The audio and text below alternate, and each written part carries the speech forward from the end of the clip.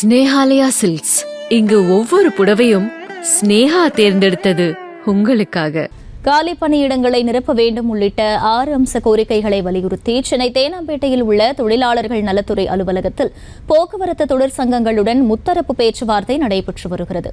கூடுதல் விவரங்களை செய்தியாளர் அன்வர் வழங்க கேட்கலாம். அன்வர், வணக்கம். களத்தகவல்கள் என்ன?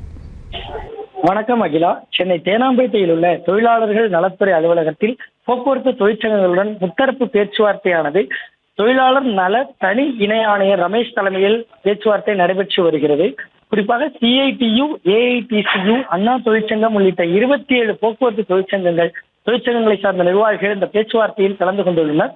குறிப்பாக 15வது ஊதியக்குழு குறித்தும், ஓய்வு பெற்றவர்களுக்கு அகவிலைப்படி வழங்க வேண்டும், பழைய ஓய்வூதிய திட்டம், காலி பணியிடங்களை நிரப்ப வேண்டும் உள்ளிட்ட 6 அம்ச கோரிக்கைகளை வலியுறுத்தி கடந்த ஜனவரி மாதம் போக்குவரத்து தொழிலாளர்கள் போராட்டத்தில் ஈடுபட்டனர். இந்நிலையில் தொடர்ந்து 4 கட்ட பேச்சுவார்த்தைகள் நடைபெற்ற நிலையில் தற்போது 5ஆம் கட்ட பேச்சுவார்த்தையானது சென்னை தேனாம்பேட்டையில் உள்ள தொழிலாளர்கள் நலத்துறை அலுவலகத்தில் போக்குவரத்து தொழிற்சங்கங்களுடன் நடைபெற்று வருகிறது.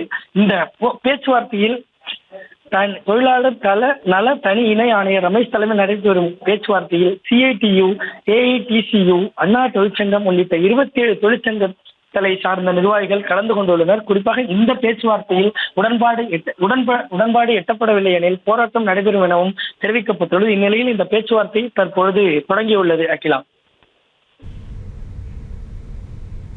விவரங்களுக்கு நன்றி அன்வர்.